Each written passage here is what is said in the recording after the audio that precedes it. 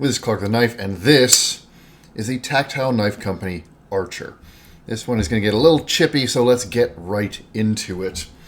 The Archer is the newest high-end production knife from Tactile Knife Company. It's their most expensive knife to date, and they've gone so far as to call this a hyper knife. Now, unfortunately, while it is a nice knife for sure, and there are a few wonderful elements of the design on here and the machining on here, it doesn't quite come together as well as I'd like or as well as I would think a hyper knife really would. Now, this is going to be a longer review, and I don't want to waste your time, so let's get right into the background and specs. So Tactile Knife Company is based just outside Dallas, Texas, and they're one of the newest American production knife companies on the market. They started a few years back with a Rockwall, which was extremely well received, and have grown their catalog to include slip joints, locking knives, even a few fixed blades from well-known designers. I have reviewed the Maverick, which I was a huge fan of, the Mariner, which I was less of a fan of. And I'm going to have a sort of brand overview for Tactile Knife Company coming up on this channel. Might even post before this one. So check that out if you want the whole background on the company, or at least a little bit more on what I think about Tactile as a whole. The Archer here brings another well-known designer, because this was Richard Rogers. The Maverick was Bob Terzola. This one is made by TJ Schwarz. So TJ Schwarz has been known for for many years for his production knives with CRKT, Cricket, most prominently the Overland. He also did an Overland with Millet. I've got that one coming to me. Really excited to review that one. More recently, he started to build out his production knives, making fixed blade versions of the Overland and a few others through his own sort of, company, own site, own brand. But the most relevant thing here is that TJ Schwarz is also the designer behind the Koenig Arius, which is one of the most consistently praised high-end production knives on the market. I don't have an Arius right now to show you, but there are similarities between the Archer and the Arius. Both have these big curved sweeping handles, both have relatively tall blades with low edges, and both have intricate surface milling and heavily contoured bodies. So there's a lot of similarity there. Tactile has called this a hyper knife. That's a term that they made up, or at least I think they made up. I've certainly never heard any other company call any of their knives a hyper knife, but that really means this is their halo product. This is Tactile trying to demonstrate the very best of what they can do in their Dallas factories with, I'm not going to say no spared expense, but with minimal spared expense. It's the same sort of thing that Spyderco did some years ago with the Drunken, in that this is relatively intricate, relatively complicated. It's just a little bit extra. It's the same sort of thing that Benchmade tried to do, not so much with their annual runs in Damasteel and high-end carbon fibers, but more with the Narrows, which wasn't a bad knife, but was pretty exorbitantly priced. I might review the Narrows at some point.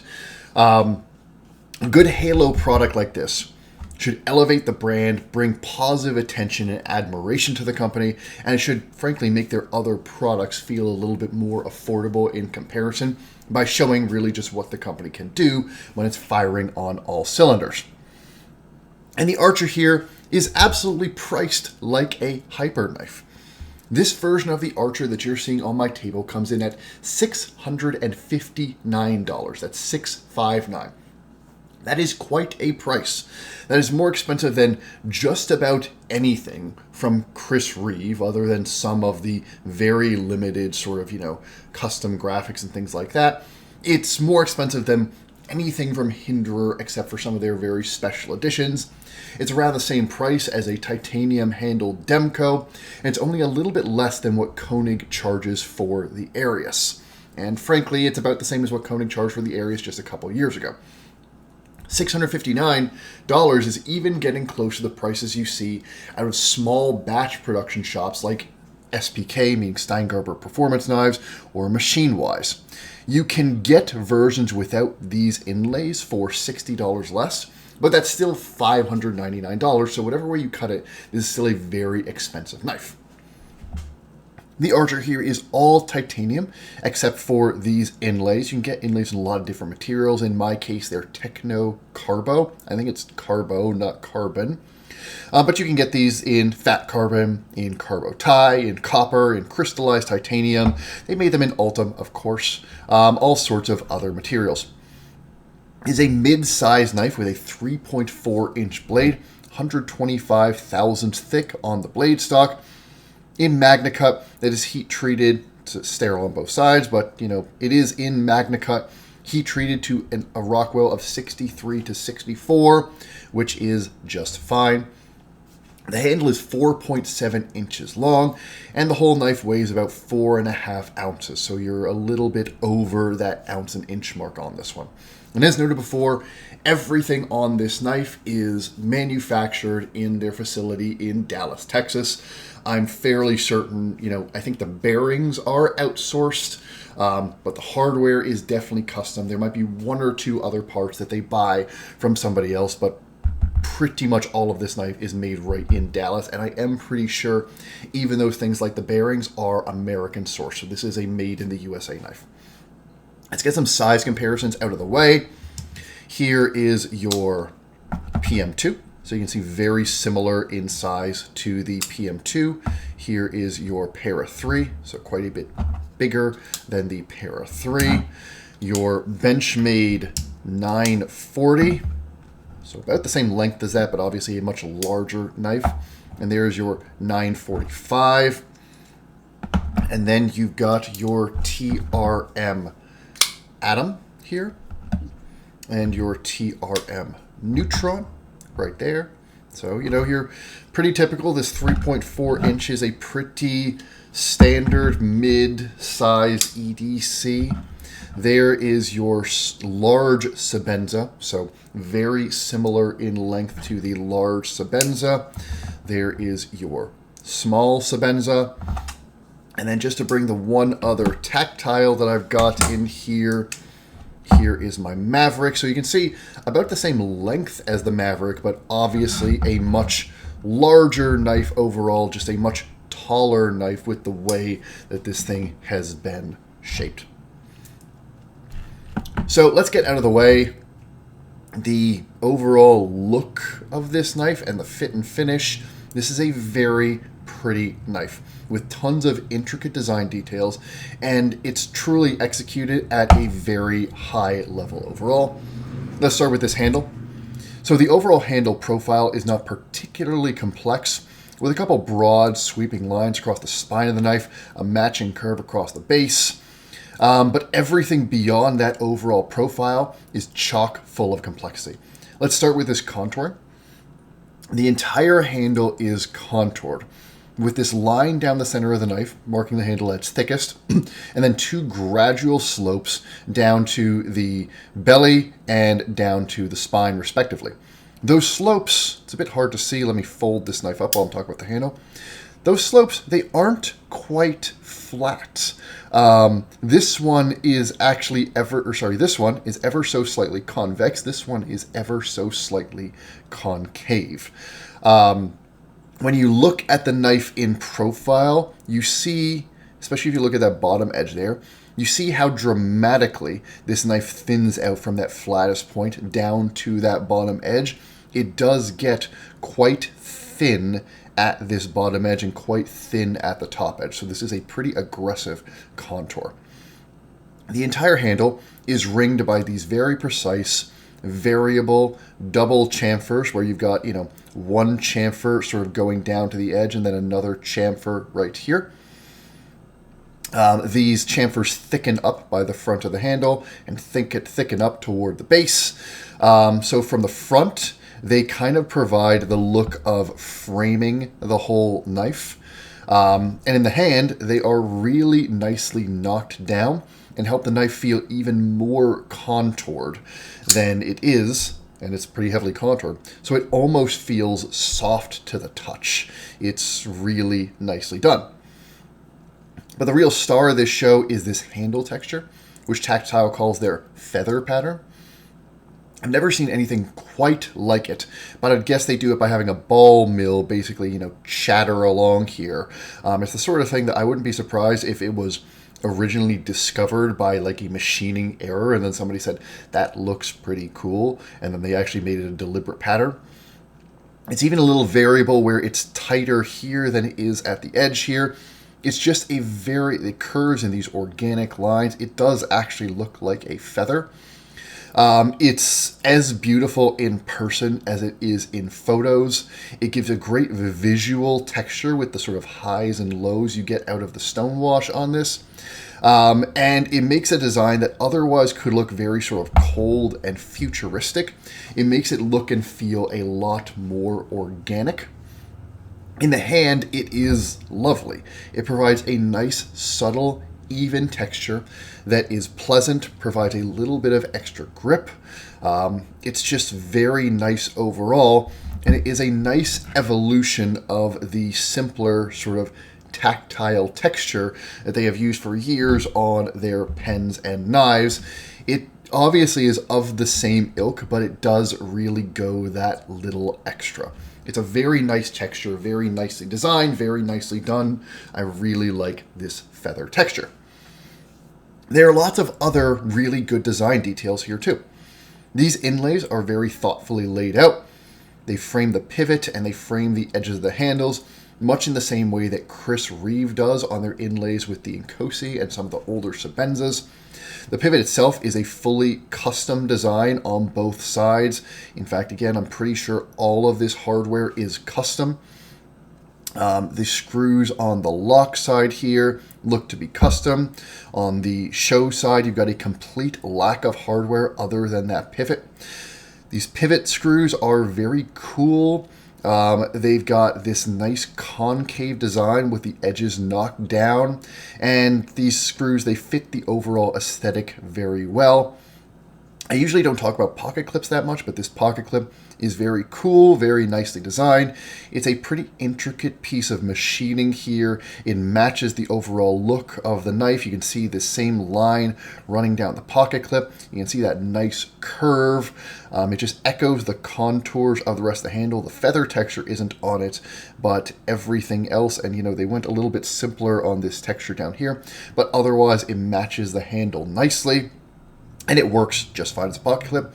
And then you've got this backspacer here, which is full titanium, sits just barely proud of the rest of the handle, has that same lovely dark stonewash as everything else. It's got some nice chunky jimping that's mostly for show, but does provide a little bit of extra traction.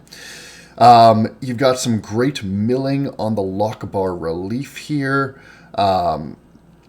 You've got some internal milling on both sides of the scale just to take a little bit of extra weight out. And these titanium scales are already pretty thin, so there isn't even a ton to mill out.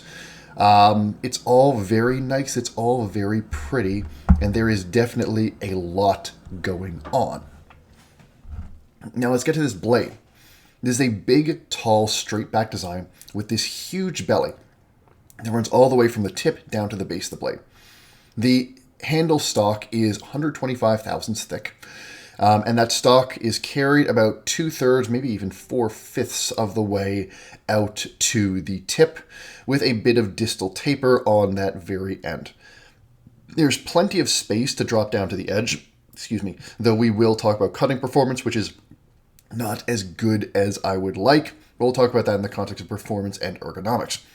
The whole blade has this blasted stonewash finish, which is very similar to what you see on Shirogorov's more user-centric knives, like the Neon and sort of their Ursus line, the Ursus Neon, the Ursus Quantum, stuff like that. You've got two opening methods. This is a functional, opening hole for either a reverse flick or the thumb flick is a little bit difficult, so it's really a reverse flicker. I can get the thumb flick every once in a while, but the detent is pretty stiff. And then you've got a flipper tab here that works just fine. We'll talk about action a little more in a bit. And then you've got in the opening hole here, you do have these intentionally stepped milling lines, which, at first can kind of look like a manufacturing error. You'll see like Medfords that just don't clean that up. but this is definitely deliberate. The blade may not be as much of a showstopper as the handle, but everything here is clean and crisp and refined, and the combination of sort of sharp lines and big curves on the blade matches the handle well. And so all of this is what you would expect from bringing on a great designer like TJ Schwarz. The man knows what he's doing, and I find all of his designs, the Arius, the Overland, and this here, the Archer, to be visually interesting, beautiful, and relatively functional. This is no exception. It's an interesting knife with lots of great little details, and there's nothing else in the knife industry that looks or feels quite like it. But as nice as this thing is, a knife is meant to be a tool, and that's where the Archer starts to feel a little short. First, let's go back to this handle. So part of the reason that the Arius is so beloved is because it both was a beautiful knife and had some pretty extraordinary ergonomics. The Arius is a knife that people can use and love using and beat the snot out of and love as a user as much as they love it as a showpiece. The Archer only really has half of that. So this knife, in my hands, needs a belly, or at least it needs something else going on along its belly. Holding the Archer, the predominant feel is that this knife feels quite thin. Down at the edges of these contours, it does get pretty thin. You see that when you look down at it edge on like this. This does help the Archer be relatively slim in the pocket, and it does keep the weight down. But a knife usually needs to either be very tall or have some fairly aggressive curves. If I bring sort of if I bring my Norseman over here, so you can see another high-end small knife that uses some curves. You can see the Norseman's just got more curves in the belly here, which does make that grip more secure. It gives your fingers more place to land. The Archer doesn't really have those curves, and so as a result, it's easy for your fingers to feel kind of smashed together, especially toward the back of this knife. You've got this big uninterrupted curve with nothing to give any of your four fingers a particular place to grip. And so I kind of get the sensation it almost feels like grabbing a small TV remote or some kind of rounded but blocky object. There's nothing that locks your hand in.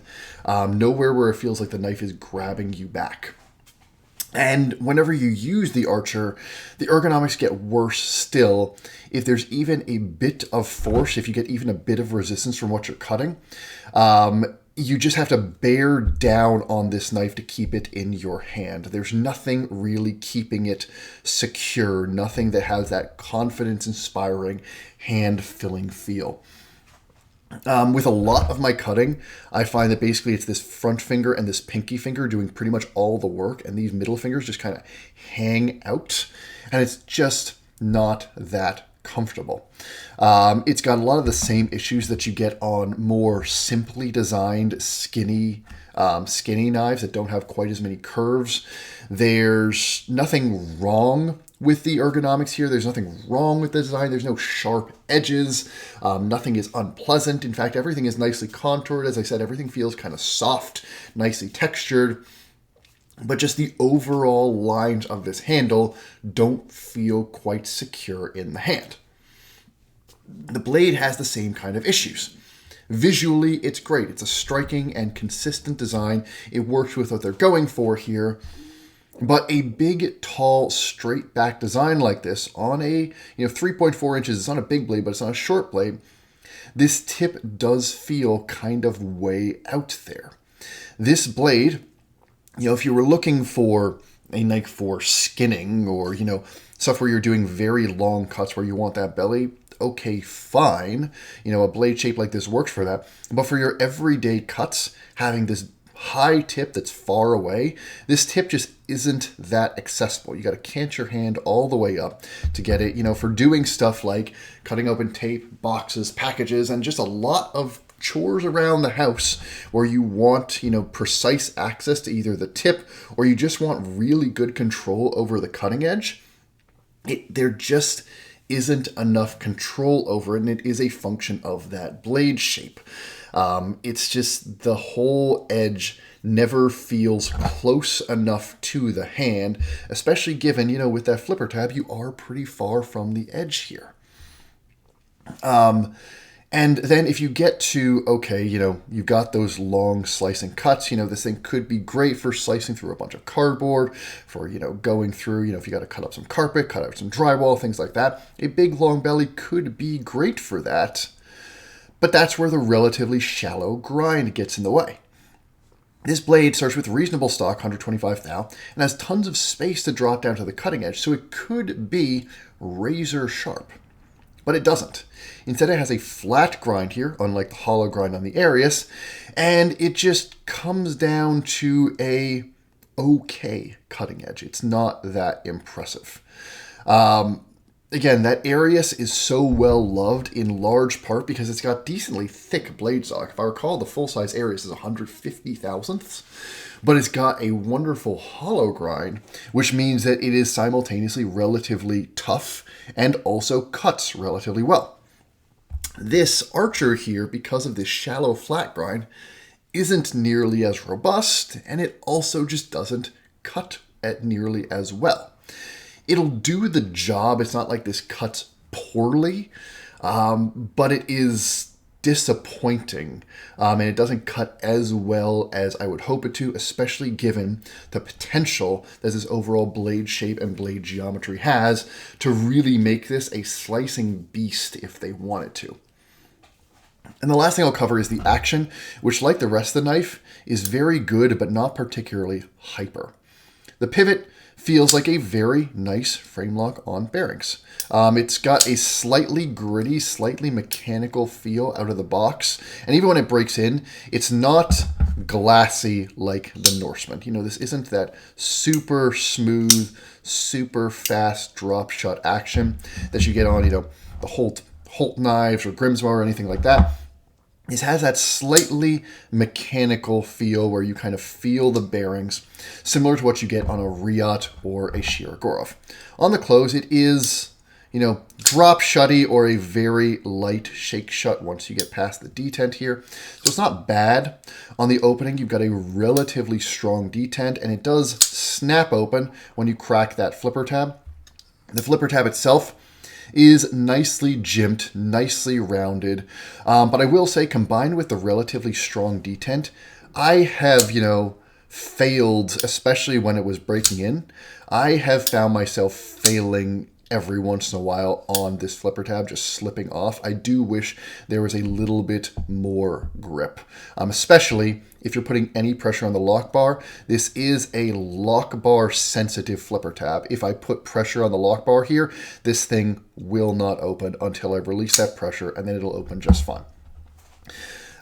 It's a very good action, but it doesn't have that kind of super smoothness or super crispness or any of that, any aspects of that fantastic action. You can make a fantastic action in a bunch of different ways. This doesn't have any of those ways of feeling just really, really good. It's not super crisp like a Hinderer. It's not super smooth like a Grimsmo. It's not sort of that, just that immaculate feel like a Shirogorov or a Koenig. Frankly, I wouldn't even consider this action as satisfying as what you get on most modern day Hinderers. It's not bad, there's nothing wrong with it, but as you're seeing sort of a theme here, it's just not that impressive. It's not hyper. Which brings us back to the price. This is a $660 knife. That price puts it in the upper echelon of American production knives. It's not at the tippy top, but it is darn close. The close comparison, which I've mentioned a couple times, is Shirogorov's more recent Ursus series of knives. They're more utility-focused variants of the F95, the Quantum, the Neon, and the like, all of which, they have slightly cheaper blade steels, a few fewer milling lines, sometimes simpler bearings in the pivot, or even these days they're doing it with their multi-row bearing system pretty consistently. Those knives come in at about the same price as the Archer, and frankly, they're in the same ballpark when you're talking about machining complexity and intricacy.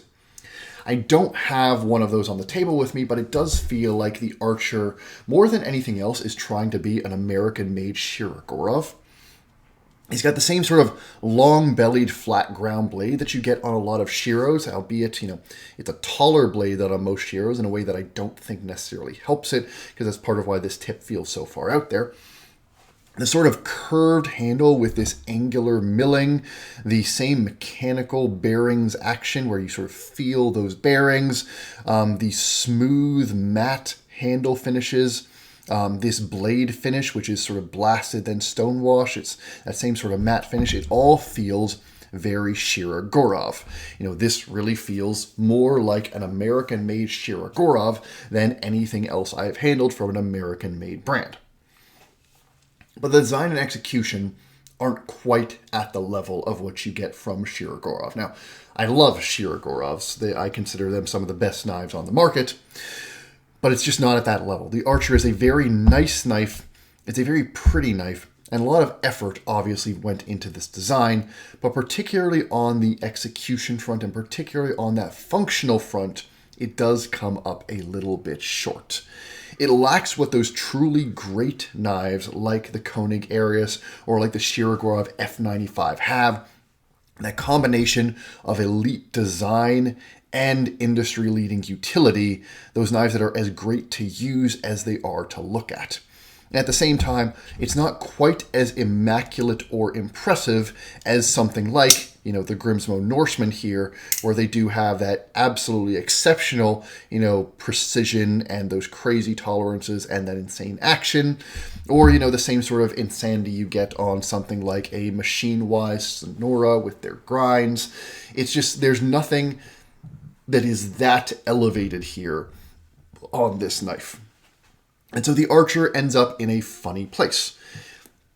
It is the most complex knife that Tactile has made. There's a ton of design work. I'm sure this takes an immense amount of machining time to get it done. And so I understand why this knife is $660. But if I compare it to the Tactile Maverick, which was a Richard Rogers design and came out a little while back, the Archer doesn't actually feel that much nicer. It doesn't actually feel that much more impressive.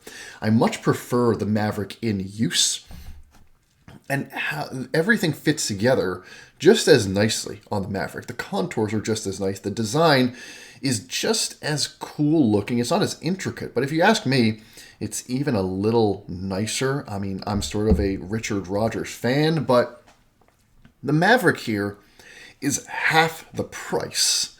And the Archer doesn't feel like enough of a step up over the Maverick to justify being twice the price, to justify being $660 compared to $300 or $300 and change for the Maverick here. Because $660 is just a ton of money. And I do think you're seeing that reaction on the secondary market.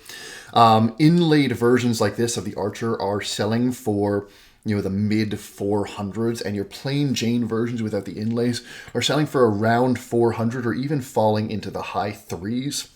If this were offered at that price point, if this were priced, a little bit higher than the Maverick to account for, the additional complexity here, then I think that this would be a very good knife, and I would recommend it sort of if you wanted that feel of a Shirogorov, you wanted an American-made company that got that same sort of look, same sort of feel. It wouldn't be a bad suggestion. It wouldn't be a bad offering. I think it would make a lot of people happy. And I'm not saying that there isn't $660 in this knife, but I don't think when you look at how competitive that high-end American-made market is, I really don't think that most people who pay $660 for this knife are going to feel like it's worth it, given what else you could get for either that price or for just a little bit more. And so as a last point, to talk about that sort of halo knife thing again, I'm going to bring the Drunken back out. Now, I'm going to review the Drunken in a little bit, and I love the Drunken. But the Drunken is 5 years old at this point, and it was Spyderco's first attempt to make a knife that really elevated their brand. This and the Paisan, when they came out, really were trying to bring Spyderco, bring the perception of Spyderco up to another level. This was their halo knife. They brought in a well-known designer, Dmitry Sinkovich, They got their best factory Tai Chung to build it.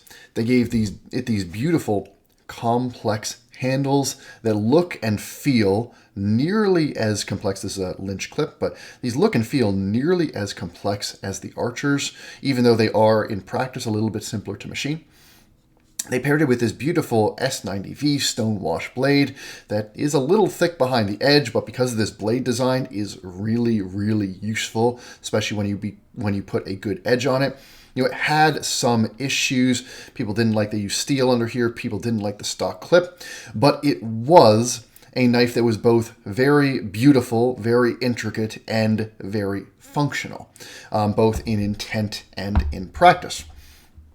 And I do think the Drunken, as a result, succeeded as a hyper knife. It did elevate what people thought about Spyderco. The Archer, conversely, I don't think it's going to elevate what people think about Tactile. It just kind of feels expensive rather than hyper. It's a very good knife. Everything about this is good. Nothing about it is bad. But in no way is it a particularly great knife, with the possible exception of this feather pattern, which is a really, really nice implementation of a good design. If you like your knives as fidget toys, if you appreciate intricate machining as sort of an end in itself, and especially if you're a sucker for well-made inlays with fancy materials, the Archer could take up a good spot in your knife case, but it's not a keeper for me, and I don't see it elevating the brand the same way the Arius did for Koenig, or the Sonoma, called the Sonora earlier, or the Sonoma did for Machine Wise. I don't see it being like the Oz Roosevelt. I just don't see it being that hyper knife, being that halo knife in the way that Tactile wanted this to be. Instead, it feels like another nice, well-made, but not quite interesting enough for $660 knife. Or to put it another way, I think the $300 to $350 Maverick actually remains Tactile's most impressive knife, regardless of price, and that's not really what you want for a halo knife. This knife is just easier to carry, it's better in use, and it feels just as nice, especially in this full titanium version. But those are just my thoughts on the Archer. Let me know what you think down in the comments. I do think this knife could potentially be evolved into something better, especially if they add a little bit of belly here. There could be a V2 down the line that address some of those issues. As of right now, it's just good, and I think it really needs to be great at that price point. So this has been Clark the Knife with the Tactile Knife Company Archer. I will see you on the next one.